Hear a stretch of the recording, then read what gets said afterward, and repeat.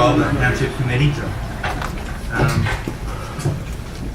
you can please read the notice. Adequate notice of this meeting was given in accordance with the Open Public Meeting Act by mailing the schedule of the Township Committee to the Express Times and North Star Ledger newspaper, posting a copy on the Township Bulletin Board, and filing a copy with the Township Clerk. Please join me for a salute to the flag. I pledge Allegiance to the flag of the United States of America and to the republic for which it stands, one nation, under God, indivisible, with liberty and justice for all. roll call, please. Perez. Here. Siegel. Here. Emiliani. Here. Polari. Here. Toriello. Here. And now a motion for the first public comment, which is to allow residents to offer comment on agenda items. I'll make that motion. Second. All in favor? Aye. Anyone wishing to make public comment at this time, please come up to the podium, state your name and address. Is it just on agenda items? Just on agenda items for now, correct. There will be second public comment that will be, seeing no one to the podium, is there a motion to close public comment? Second. All those in favor? Aye. Now, if I can have a motion for the approval of monthly reports from the court and the police. I'll make that motion. Second. Any comment? Roll call? Perez. Yes. Siegel. Yes. Emiliani. Yes. Polari. Yes. Toriello. Yes. And I don't know if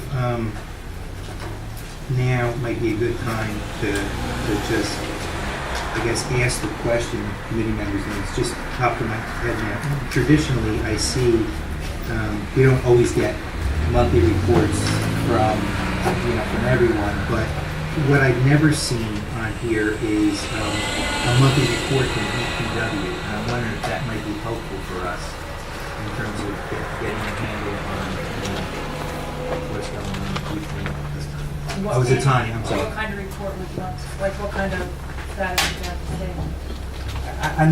I'm just wondering if it would be helpful. It's more of a question. I mean, I could talk to John and see what he thinks.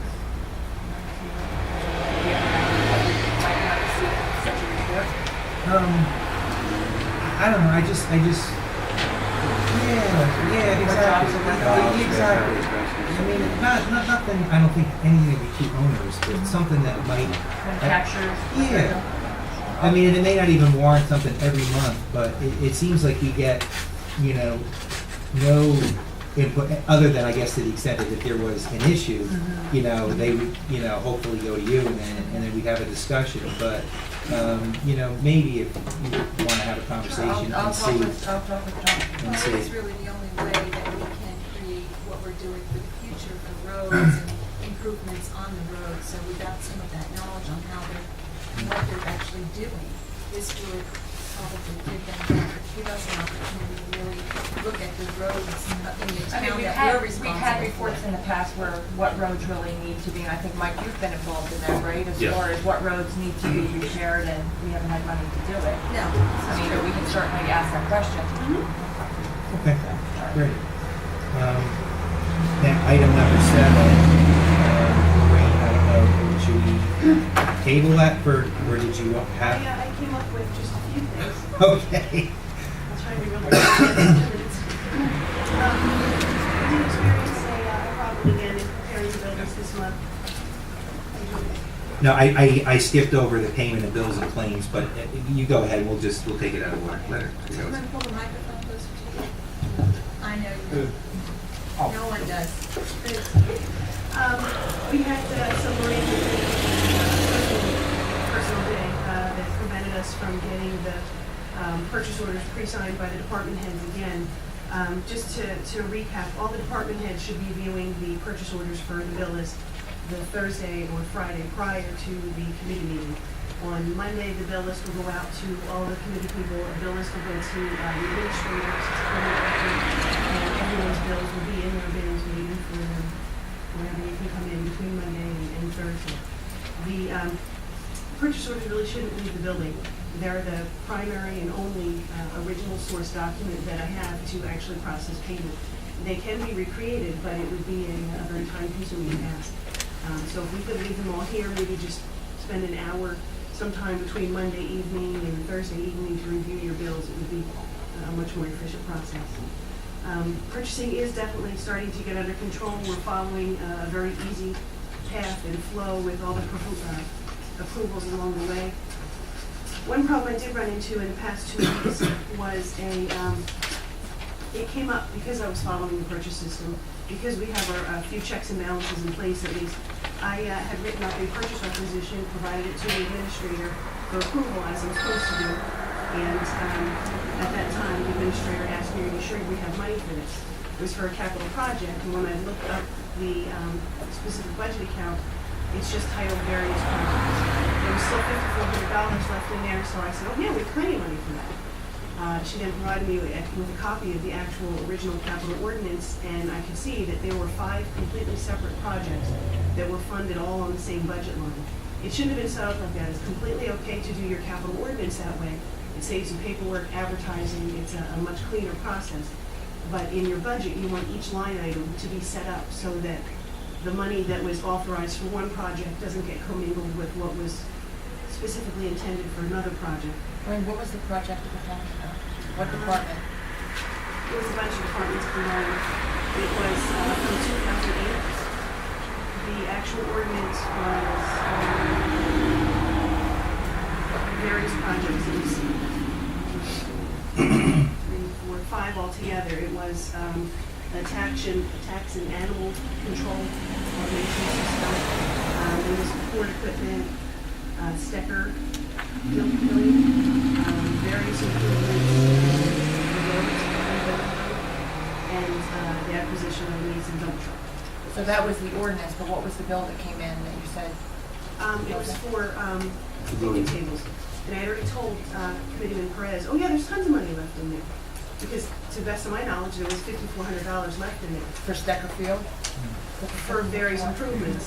Because it wasn't set up in the finance system by each individual appropriations, I thought we had $5,400 left and items for that particular project had been paid out of there. So my assumption, wrongful, was that $5,400 was available for picnic tables. After I looked back through all the expenditures that have been processed through that, I found out that there's really only $790.93 left for that particular part of the improvement from the various improvements. So definitely from here on out, I'm going to keep all the budget line items separate for each capital project, but that's just the kind of problem that you can run into. So I was advised. Throw a question in, because I remember in 2008 that we put a $25,000 cap on the actual pavilion.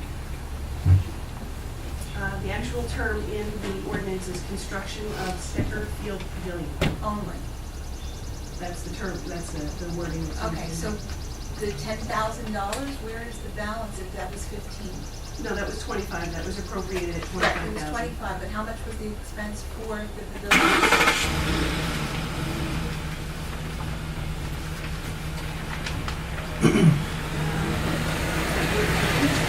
Yes. And to that particular vendor, we paid about $84,000. See, now this begs the question in terms of if there's a target appropriation for one specific use, and it's at 8,400, that means there were other funds under that appropriation that went to things that it shouldn't have. There was also a scoreboard, a sound system, lights. Wait a minute, the scoreboard and sound system was supposed to be paid by the Recreation Commission. Can I talk? Make it a little easier for you. When all that money was appropriated, the bond was appropriated, I spoke to Grace, who was the CFO at the time, and advised me that it was okay to purchase the things that we purchased because the bond was for Stafford Field. So we purchased the scoreboard, we purchased the sound system, the concrete, and all that stuff. And then when I was talking to Lorraine about we need benches, the picnic tables, and receptacles up there. So we were going back and forth because we kept, when they kept asking the question, do we have that kind of money? And Elaine was checking it all out and all that stuff. What's the price of the picnic benches? But wait, let me go back to what Dan was saying here. So in 2008, when you were the rec president, you came to us and you asked for a pavilion. And as I recall, the capital improvement was specifically for the Stecker Field Pavilion. Did the ordinance say that? Did it say the pavilion, or did it say Stecker Field improvement? It says construction of Stecker Field Pavilion. No, I think we should just use this as more of a philosophical discussion in terms of how to handle things moving forward agree. rather than looking backwards. I agree. I don't think that's going to be helpful, but I think that when an ordinance authorizes expenditures for capital improvements, in my opinion, that the monies that are dedicated should go only for that specific capital improvement. To the extent that the capital improvement is closed out or completed and there's a balance of funds, we should not be looking at that as, free money to spend on other items. We should be closing that out, putting the money back in and then the township committee can collectively decide how to spend that money on whatever else it needs to. But I don't think we, as a committee, can effectively manage or have those controls if monies are left in separate capital accounts and then they're cut and directed elsewhere based upon a prior ordinance or vote that specifically authorizes it for use A, but it's then directed for use B. Even if it's related in a situation like picnic tables, I'm not making a comment whether they're needed or not needed, but the issue is that it shouldn't be coming out of that expenditure. There should be a conversation Yeah, and a the only vote. thing I have to say is from my perspective, sitting here in 2008, 2009, I don't remember us even discussing putting the scoreboard in the capital improvement. I thought that was supposed to be a gift from the Greenwich Township Recreation Commission, which was the fundraising arm of the rec back in the day. I think I remember that clearly when I spoke to the commission as their liaison for 2 months. That's what I was told as the liaison. So, and I remember you coming here and you asking for the money, and we said specifically for the pavilions. Okay, So, well, what happened has happened, but we need to decide whether or not we should be discussing these things before they're spent or directed. But back to my question on what's the price of the tables that we're talking about? There were two prices, greatly varying. A higher price was a little over $8,700. A lower price was $4,700. but so we're clear that, none of this was done. None of this was done on my own.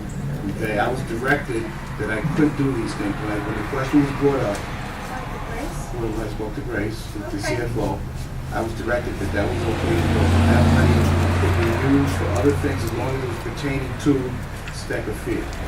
And so nothing was done just by my say-so. No, I'm No, not insinuating that, but what I am saying. No one's suggesting there's No, any wrong. but what I am saying is that I remember a commitment from the Greenwich Township Rec Commission.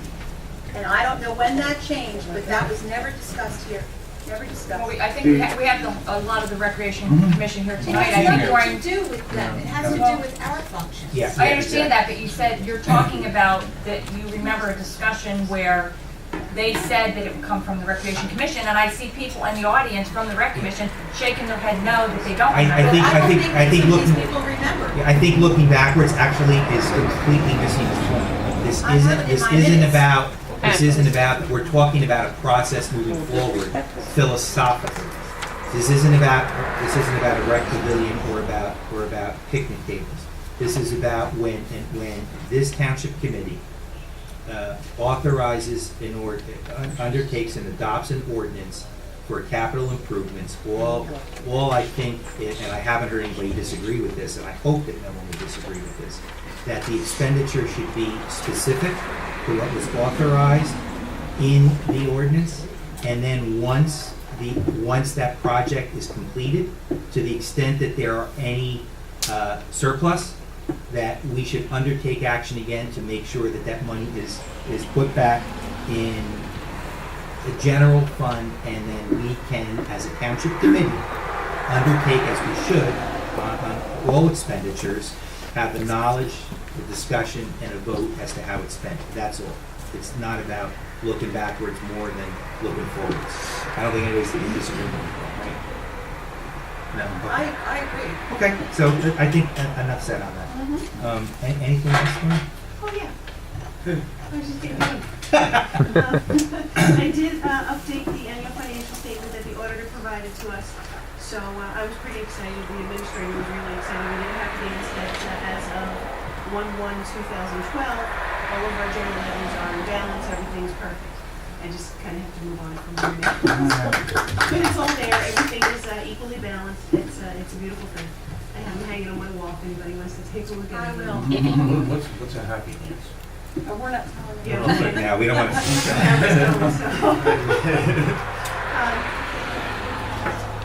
Along the lines of transparency, I don't know if this is an appropriate time to address it or not, but I did receive an email regarding a question of a debt that the sewer owes the Kirk Fund. Is this a handling for this Township? Yeah, I think I so. saw that email. Yeah. Yeah, I was like 7th or 8th No, in he's not. line for the email, so I don't know if someone else answered it previous, but there seems to be, I know there's definitely a lot of different financial terms used in the real world and then used in the state of New Jersey municipal government. So in the real financial world, terms could mean something completely different than what they need in New Jersey finance. So just a little bit of a background.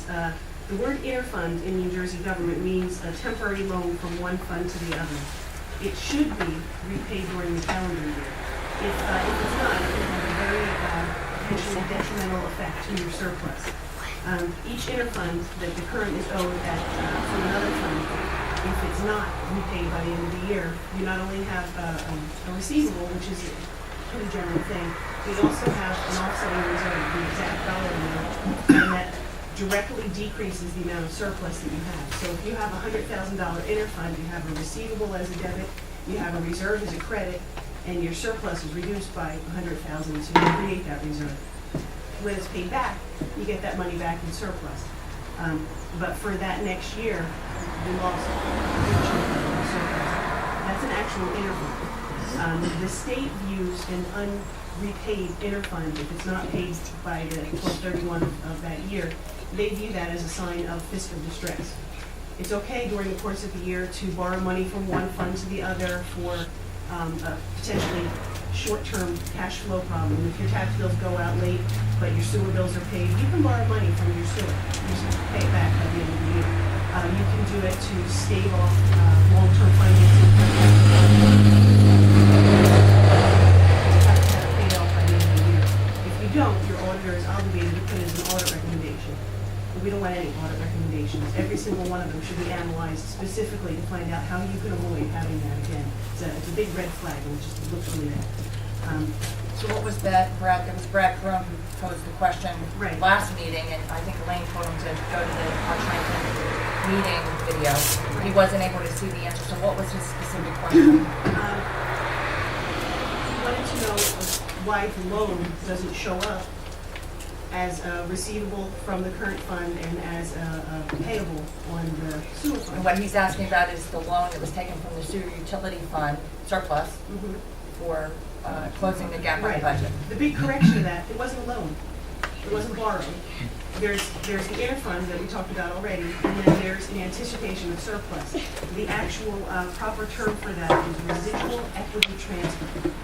So when the current fund anticipated surplus from the utility fund, it went in as a line item of revenue from the budget, which is where it has to be shown. There doesn't have to be anything shown on the utility side. You don't have to pay that back. Even though not all residents and all taxpayers pay into that sewer utility fund? It may not be ethically appropriate, but financially, you do not have to pay that back. Because I think you only have, I'm not sure how many residents are on sewer, but you, it's 880. 880 residents out of how many that are paying taxes? 5,000. 5,000 pay into the sewer utility fund, so we're borrowing money from 800 some We're not residents, borrowing it. we're taking it. Well, in 2008 and 2009, like I had mentioned to you, there was a resolution that we put together to repay that utility because only 880 people are on that utility. Right, and that's fine. And so we've identified in excess of $42,000 to go back into that revenue in 2012, to go back into that as soon as we decide to cash the check. It's not Well, wait a identified minute. revenue. Right, I don't think we can do that. No, you can, and we've already had advice of council on that, Yeah. but I'm saying, wait a minute, not because you can't do it, because council has already said that it's appropriate, but I'm saying no, and we can't really, I mean, that sound is No, problem. Brent said that it was unidentified revenue. No. It's problematic, It's that's why I said in problematic. excess of Okay, 40. put that aside. We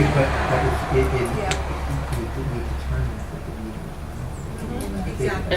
But put those, Joe, put those issues aside. The $42,000 sewer is money that were already owed to sewer, so how can we be paying back sewer with money that's owed to sewer It's originally? unidentified revenue, it has to do with something totally different. But it's still sewer. It is not, it's not in the sewer or was never calculated into the sewer. Correct. But it's sewer It was revenue. never, it was never calculated into the sewer I revenue. understand, but it's And sewer Brent revenue. Carney already said, Right, you could this take, was right, applicable. you could take it up with Brent, but he's already weighted on it to the extent that you As a matter of fact, we disagree. discussed it in February. Well, you can disagree with our attorney, that's, you're entitled to your opinion. But in any event, that, again, we're getting distracted from, I think, the general conversation of what Lorraine is bringing up is, there's a difference between legalities and ethical obligations to repay, or just a commitment to what Right. the township committee voted on a The resolution. terminology that's being used is Right. inaccurate, and it's important that you see it exactly as it is. Exactly. If you decide as a committee you want to pay that back, because you feel you have a social, moral, ethical obligation to do so, that's fine.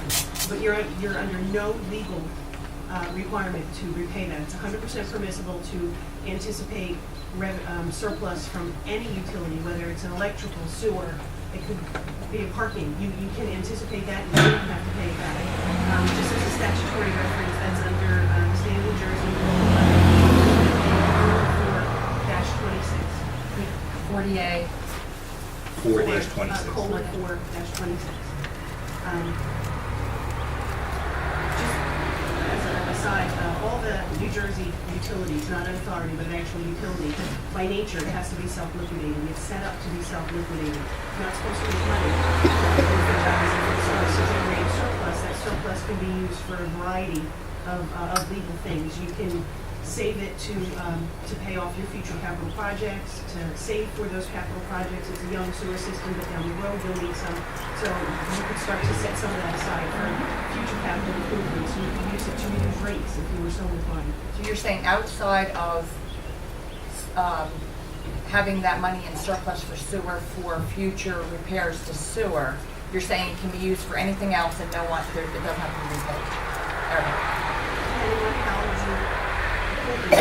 that could be true. But even though only a subset of the resident taxpayers are paying into that fund?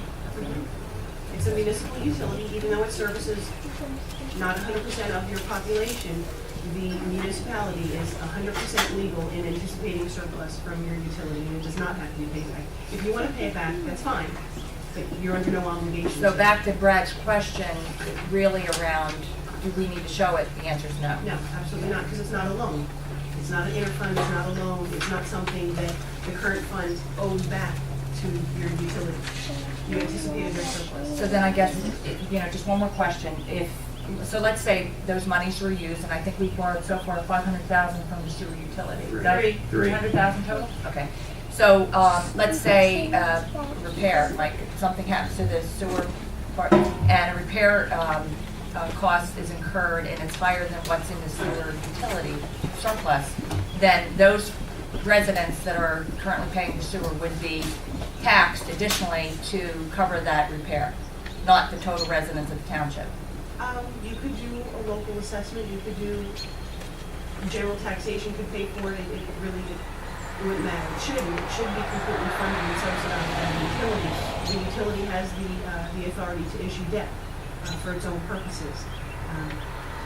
You could always raise, if you didn't have a self-liquidating utility, but you wanted to keep it, say, as a sewer utility, you could subsidize that through general taxation. If you constantly have $4,000 loss, so to say, to use a general deficit, then you could send over a budget appropriation from your current fund of $50,000 to offset that. The subsidizing can go either way. Anything else? I'm sorry. Thank you very much for the new payroll service. I've already saved 2 hours. The sewer commercial bills were mailed out for the 2011 fourth quarter. They were calculated January 25th. I started to wonder why nobody was paying them. They had never been mailed out. So I scrounged, I found some bills, mailed them out, and lo and behold, 2012 first quarter mail was ready to be calculated. I figured I'd give people at least 30 days. We pulled from the first quarter that was so very late, so those will be going out for the next week. Or that was for businesses, right? Yeah, I was just gonna say it must be commercial, because I know as a resident, you Yeah. get the bill for the Just whole once year. a year. Just Yeah, commercial. those are fine, just for commercial. And just really briefly, there's a resolution on the agenda tonight for closing a slew of escrow accounts. The mayor has a much bigger heart than I do. I had a little clause in there saying that whoever didn't respond to me about any bills they may have open forever voids their chance of being paid. Something to that effect. He thought that was maybe a little harsh and thought we could extend a professional courtesy to give them a little bit more time to respond. So he's going to put in professionals to respond. Those who haven't. 'Cause Those who some haven't, yes. Yeah, out of the 4, 2 have. Right. Right. I'm sure that I knew, I was gonna say, did Mike see this? Yeah. So there may be Mike one or two responded. that may have a couple other ones outstanding, so. Yeah, I think the approach is correct, and I think that you're absolutely wise to have that clause in there, because I think that we owe it to the taxpayer that, you know, if we're giving them an opportunity and they don't, you know, raise an issue and then the monies are released where it is the responsible party to pay those professionals and not our taxpayer, that we should not be ever put in a position to have to ask a taxpayer to pay. Quite honestly, I wouldn't ever do that. So, I mean, you know, I think it's appropriate that, yeah, I mean, so thank you for that. All right, the very last quick item, you may see a couple of purchase orders for petty cash. We discussed previously, and the committee had given the approval to cut a check directly to the Greenwich Township Recreation Commission. The PNC would not allow that check to be cashed. They won't allow any business check to be cashed. So we had 2 options that I went over with Tom a couple of times in different emails and with Justin. Either we would have to create a brand new checking account for Justin to deposit that check and then withdraw right away as cash, or we could just cut the check to petty cash and we could go cash. In the memo portion of the check, it references that it's girls lacrosse fees or boys lacrosse fees, or there's a definite paper trail. The purchase orders are all very detailed by group, age group, the number of refs, the number of the cost per session. So I just wanted to explain why there are 3 or 4 checks that are going to be made out today. But it's a system that you're comfortable with, and it's a system that Rec is comfortable with. Yes. It's much faster. Thank you. Yes, thank you. Just moving to item 6, which I inadvertently skipped over, the payment of bills and claims as amended. I had asked that a bill to Shibo regarding the Kazopoulos matter be pulled because I don't know, first of all, what it is, and then when I kind of think it is, it shouldn't be on the 2012 budget anyway. It should be coming out of the 2011. We could have it, the insurance company, so, yeah, so, I mean, we can have a conversation and figure that out, but I just want to let you know that that one was pulled. Did anybody have any other issues with any of the bills? Okay, so, with the bill list as amended, is there a motion to pay those? Comment? Roll call. Perez? Yes. Siegel? Yes. Milioti? Laurie? Yes. Coriello? Yes. So resolutions, we'll skip resolution 2012-46, which has been tabled until next month. That's the one that has to do with the, Joe, can we adopt it and just take out the I'm sorry, I didn't understand what you were just saying. Are we talking about the first one? Yes. No, we're gonna table it. Table it? Yeah, definitely table it. Here is the second one. So these are three? Thank you. Resolution 47,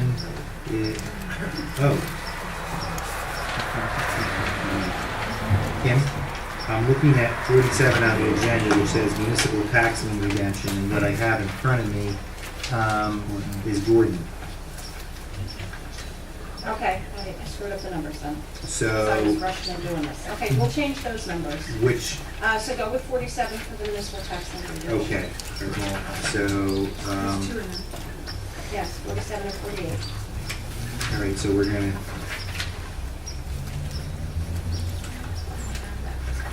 yeah, I'm looking for my That's loose. That's loose in front of you. That's walk-on stuff. two, right. Yes. So we'll renumber those, well, I'll follow after I do 47 and 48, okay, that's all. So this is a municipal tax lien redemption for block 2307, lot 26, in the amount of $2,257.50. I'll make that motion. Second. Comment, roll call, Perez? Yes. Siegel? Yes. Miliani? Yes. Laurie? Yes. Coriello? yes. This is 2012, resolution 2012-48, and municipal tax lien redemption for block 23.07, lot 26, in the amount of $851.70. I'll make the motion. Second. Comment, roll call, Perez? Yes. Siegel? Miliani? Yes. Laurie? Yes. Coriello? yes. And now, this would be, we're adding resolutions to the agenda. I have, yeah, Okay, and well, right, the one, the I'll one do for, 40, this will be 49. who was this one? You have one for 49 already. Right, I Okay, yeah, so this would be 50. we have 49. Yeah, so thank you. That's in there right So this now. will be resolution 2012-50 Which one is this for? for Gordon. Okay, that's part of Elaine's agenda. Oh, we're not doing that yet, I'm sorry. Okay. And that's yours. So are we done then? For right now, yeah. The resolutions will be done under the particular Yeah, and committee. I'll reassign numbers. That's fine. Okay, now, item number 9. This is a second reading for ordinance 2012-05, which is an ordinance to exceed the municipal budget cost of living allowance and to establish a cap bank when the COLA is equal to or less than 2.5%, pursuant to NJSA 48:4-45.14. I need a motion to open up for public comment. I'll make that motion. I'll second. All in favor? Anyone wishing to offer public comment on ordinance 2012-05, please feel free to come up to the podium. Seeing no hands, a motion to close public comment. Make the motion. Second. All those in favor? Can I just ask what this is specifically, what this means? Yeah, this was the one that we discussed last month where Lorraine explained that this does not mean that we are increasing taxes, but this allows or provides the ability to establish a cap to reflect the COLA increase, right? In other words, to kind of keep pace with It it. gives you a chance to build a tax base, so you feel that this year, it'll be available for next So year. can, It's expected. Exactly. So, need a motion to adopt. I'll make the motion. Second. Any comment? Roll call. Perez? Yes. Siegel? Yes. Miliani? Yes. Laurie? Yes. Coriello? Yes. Item 10, and We are right on schedule. Actually, 1 minute in advance. You might win that under bet, Dan. Just an update on the Lopat Township asphalt plant litigation. Got a lot of inquiries, phone calls and emails. And briefly, there's really, I think, people are asking two questions. First, the status on our litigation, and then the status in general in terms of, have your lawsuits in general that have been filed. So first, I will start with our appeal to the appellate division, which is challenging what I think many of us, I'll speak for myself, at least the improper determination of the Highlands Council when they weighed in on this matter.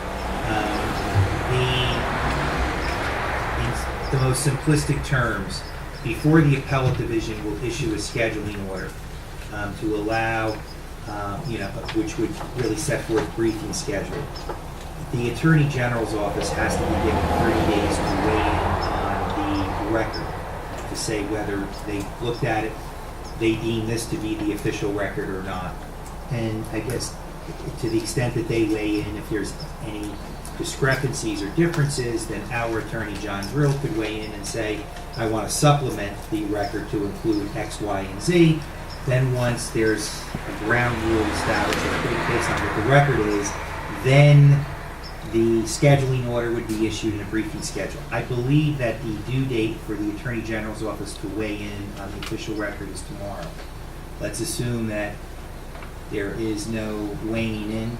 No one else has, and as many of you have read in the Express Times and following that,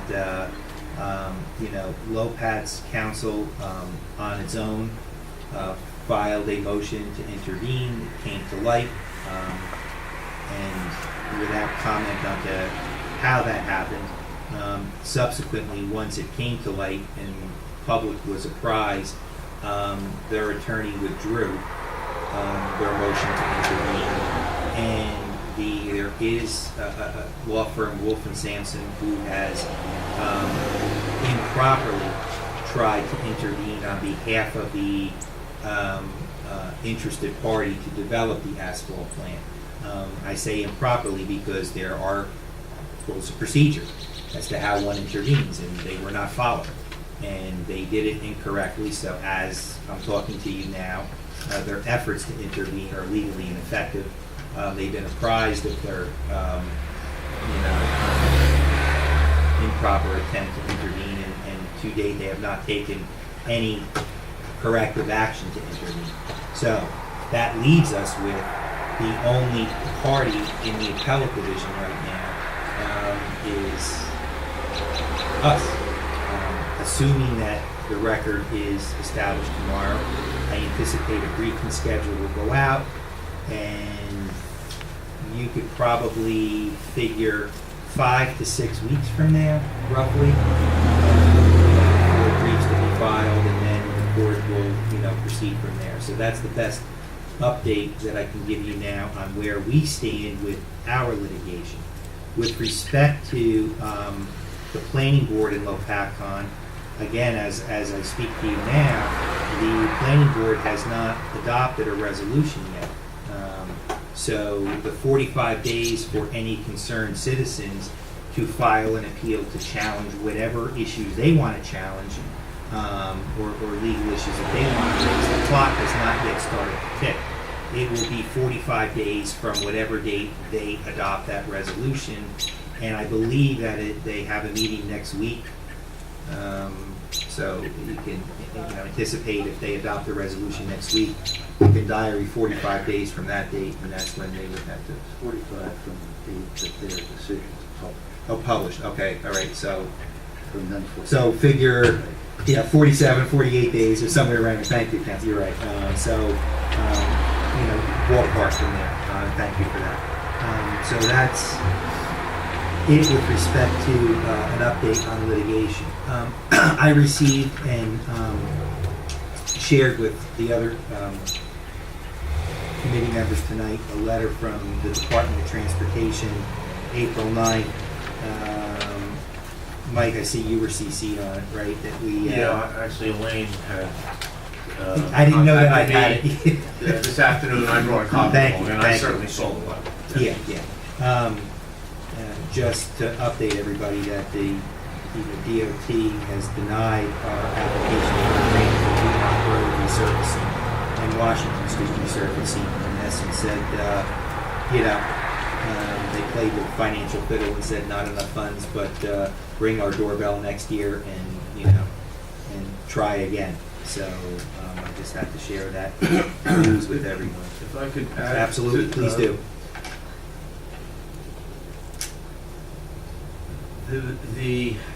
The fact of the amount of applications versus the amount of funds, and clearly there's a significant difference between the application dollars and what's available. So I don't dispute that. That's been the case ever since this program was instituted, which goes back well beyond my first day as a municipal engineer. It's been around a long time. And for communities like Greenwich, it proves to be valuable and very helpful to at least fix some of the worst roads we have. I think, and this is going to be something I might speak of later in my report, and you need to stay for that because it relates to a award. I think the fact that we still have an outstanding project, which we're going to try and close out shortly, which is what I'm going to speak of, that they like you to get these old grant applications closed out and done. We still have the sidewalk project, the one that went up Willow Grove, North Main, and Greenwich Street. Well, I'm going to talk about that later, and I think we can make an award to get the final bit of work done and get that closed out, which then puts us in much better position for next year to make the application, especially since we didn't get money this year. You know, they like to try and alternate municipalities, especially in a county like Warren, where there's a half a dozen communities get funded and there's about 12 or more that don't. So, just food for thought as we move forward. I mean, I don't know that for a fact either. That's supposition on my part. Okay, thank you. Are these awarded on a first come, first served basis? Oh, or- no. There's a due date. Remember, Dan, we do these for the town. I think they were due to be submitted in August last year. They take, August to April. So it took 8 months before the announcements came out. And no, it's definitely not first come, first served. Every application is evaluated, and each county has a certain pool of money, and that money each of the 4 DOT regions evaluates their particular county's applications. They're graded, and that's how the awards are based.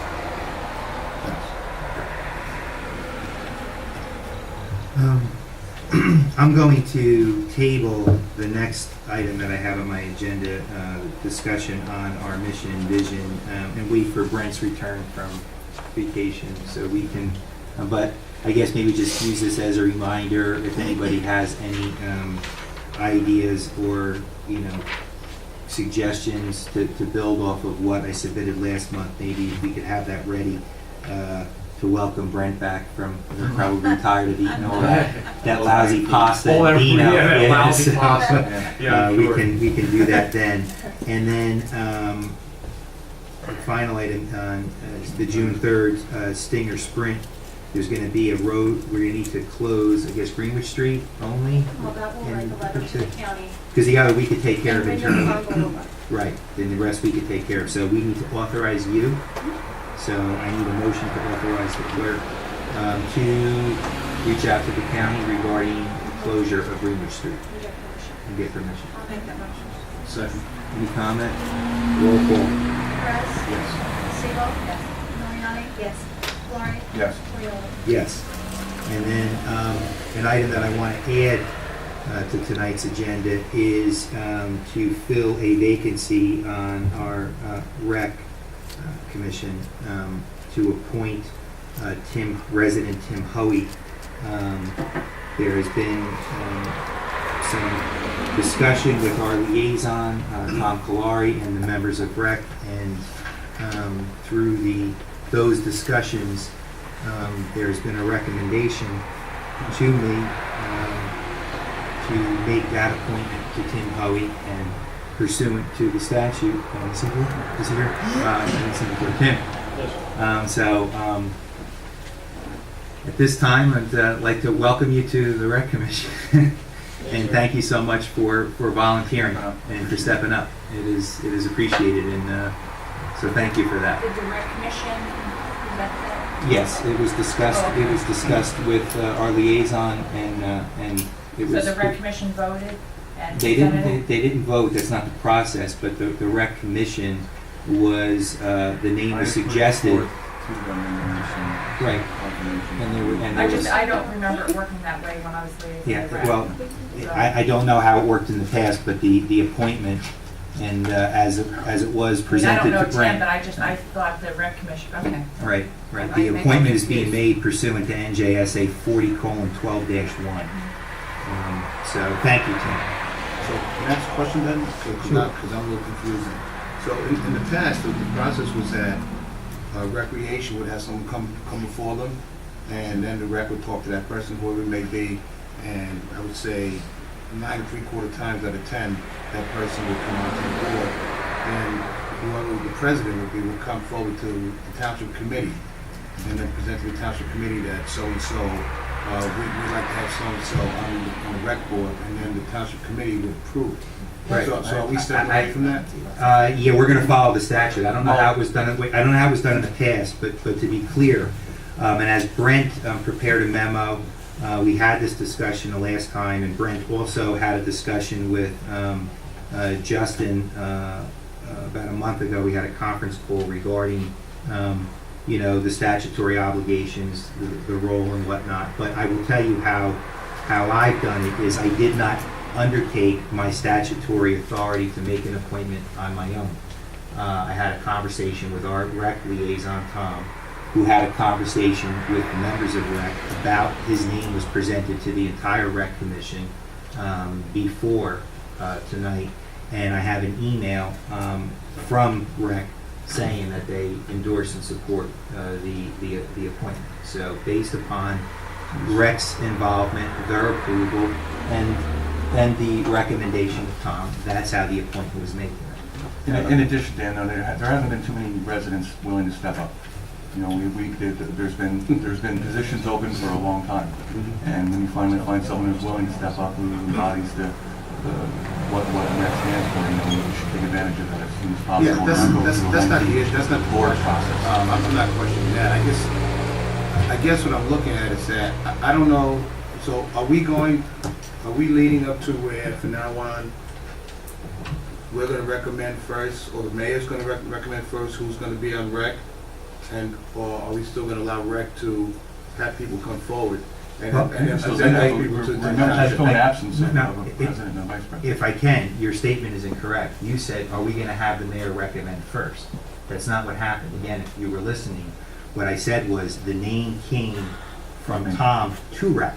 I They had a understand that. discussion. Rec went back to Tom and said, we approve.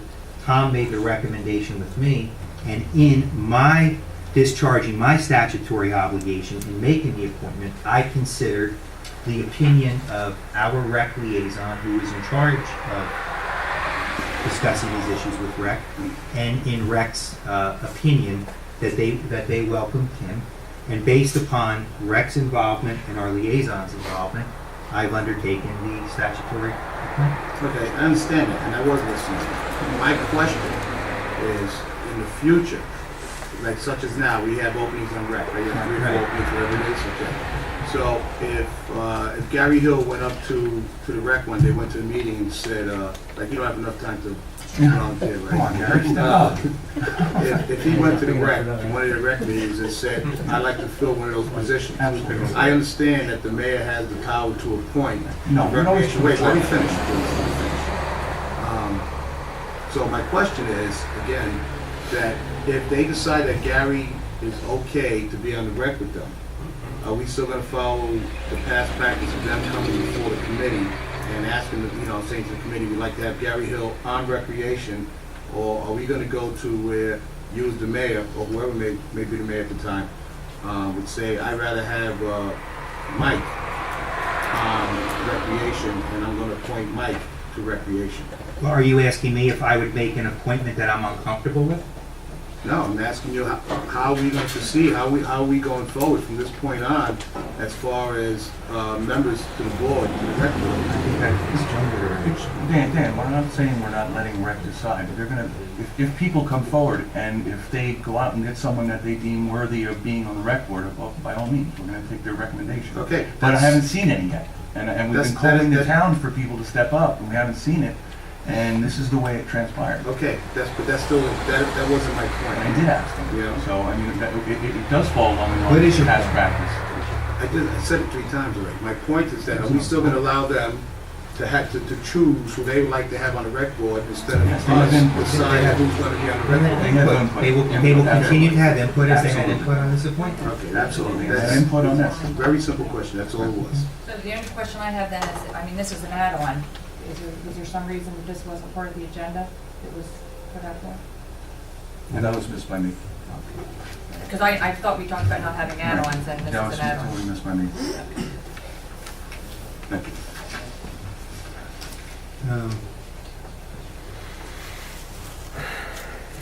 Oh, you know what? I'm almost done. I have one final thing. I'm going back to the LOPAT litigation, and I forgot to bring this up. I asked you in private, Dan, if you would recuse yourself from any discussions or voting on the LOPAC litigation based upon your public statements of being good friends with Doug Steinhardt. And I believe that in the interest to ensure that there is no doubt that the actions that are undertaken by this township committee with respect to the litigation that I've updated everybody on, I'm asking you to recuse yourself so that that no one questions any of your votes or the actions of this township committee are influenced in any way based upon your professed good personal relationship with Doug Steinhardt. Does that mean that you're going to ask Emily to step down from the co committee since she's living in co-housing?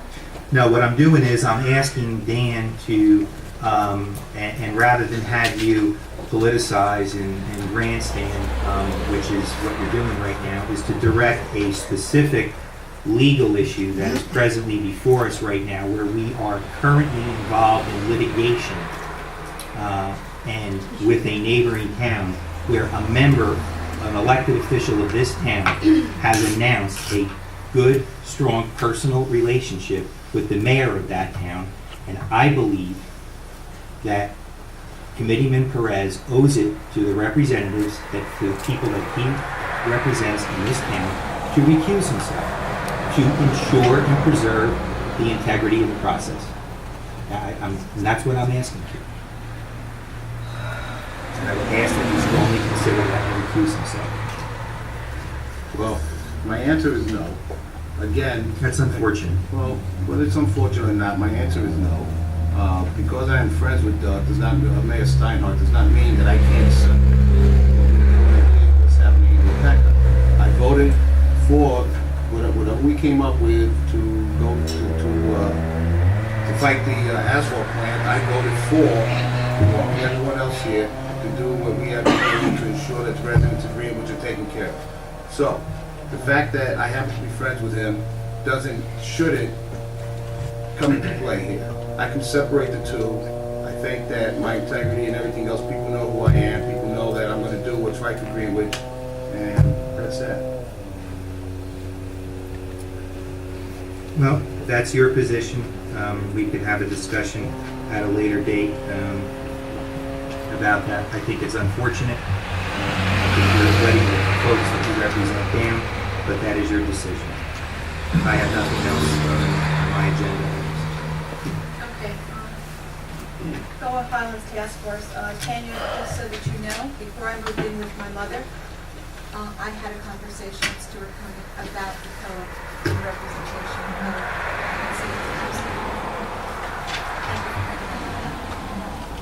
of the COA Highlands Task Force was started in the end of 2008 as a group of people from the planning board that actually advises and researches and does all the work, actually in the background, to make sure that we meet with how the state actually represents their documents and how we interpret them here at the governing body.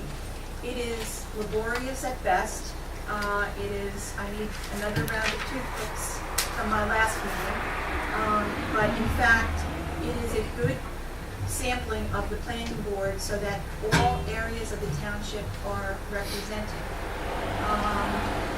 We have these meetings that actually put forth suggestions to the governing body, and in which case sometimes it took us from 2008 through 2009 to actually a report that was well over 600 pages that went to the state to represent the vision and the future vision of Greenwich Township.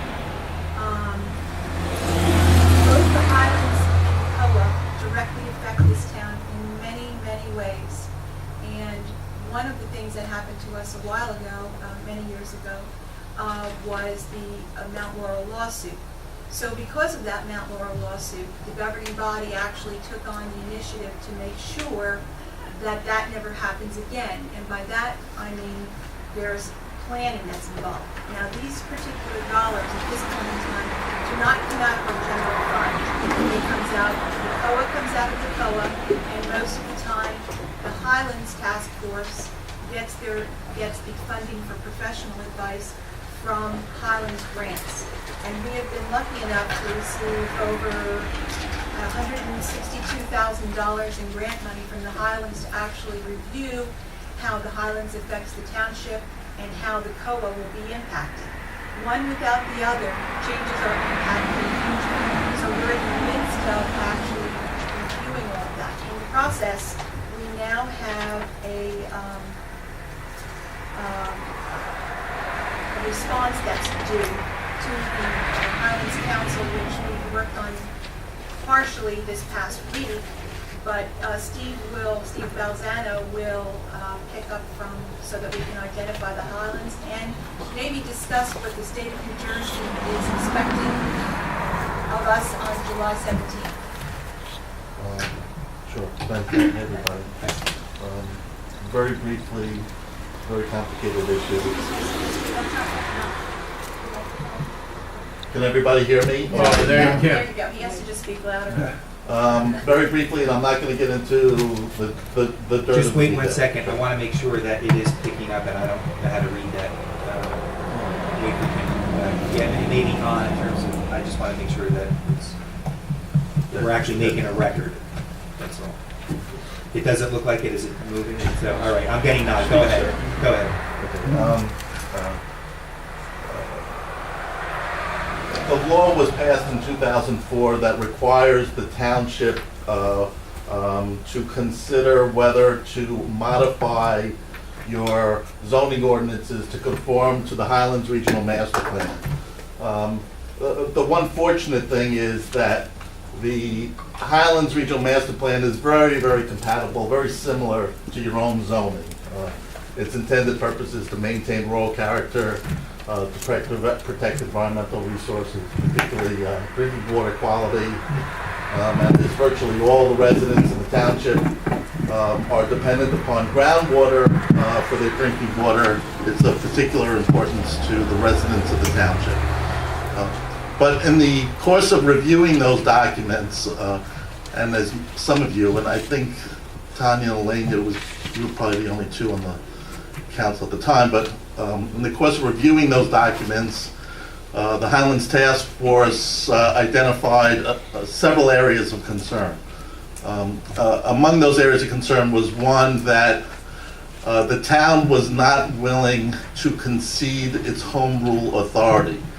Although it supports and to some extent it was willing to implement some of the recommendations of the Highlands, it wasn't willing to forfeit or to defer its decision-making authority to the state.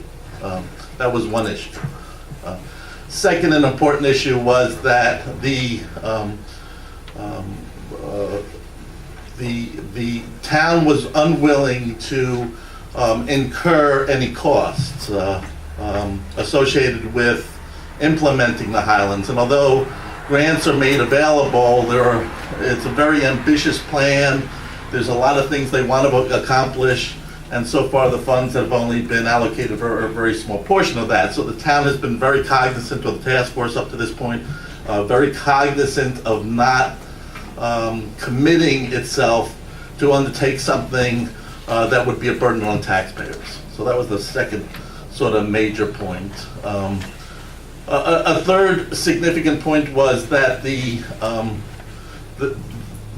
town is very concerned with certain aspects of the plan that may unintentionally, the law of unintentional consequences, that may be growth-inducing. Particularly as it relates to residential growth, because there is such a significant cost on tax base in terms of educating school children, that managing growth over time and balancing that growth of residential and commercial is an important part of planning the town's future.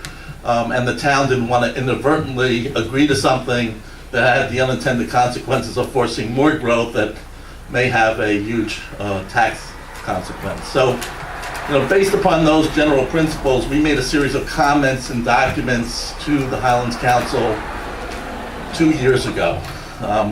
And the good thing is we just received the comments back. 5 months later. And in a fashion that only the state of New Jersey did, they gave us till the end of the month to respond.